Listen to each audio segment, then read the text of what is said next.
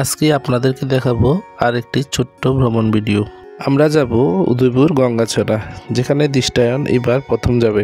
একদম রেডি হয়ে বেরিয়ে পড়লাম।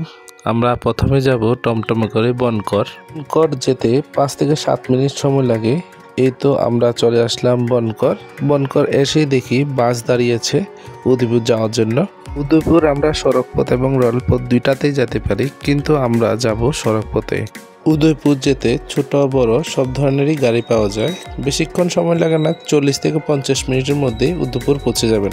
দেখতে দেখতে মাতার বাড়ি পৌঁছে গেলাম। উদয়পুরকে মন্দির নগরী বলা হয়, এটা পরে বলবো কেন বলা হয়।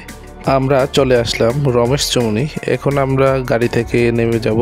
দেখুন রমেশ চৌমুহনী খুব সুন্দর চারিদিক। রমেশ চৌমুহনী থেকে আমরা অটো করে চলে যাব গঙ্গাছড়া। এখানে রয়েছে উদয়পুরের সুনামধন্য স্কুল রমেশ স্কুল। গন্তব্যে যাওয়ার জন্য আমরা অটো পেয়ে গেছি। এখান থেকে যাব আমরা গঙ্গাছড়া। খুব সুন্দর প্রাকৃতিক সৌন্দর্যে ভরা শাল বাগানের ভিতর দিয়ে আমরা যাচ্ছি। খুব দেখতে মনোরম দৃশ্য।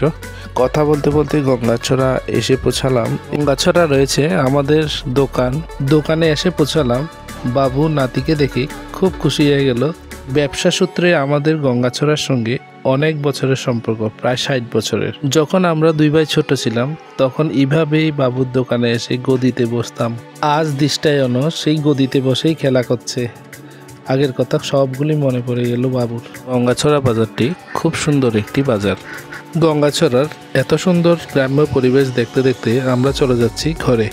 আমার তো গ্রামের পরিবেশ খুব ভালো লাগে। আপনাদের কেমন লাগে অবশ্যই জানাবেন। দৃষ্টায়ন চলে আসলো ঘরে, আর ঘরে আছে কাকাই ঠাকুমা সবাই। আমরা সবাই একসঙ্গে আবার দেখা। ছোট্ট একটা ভ্রমণ ভিডিও দেখালাম, কেমন লাগলো কমেন্টে জানাবেন।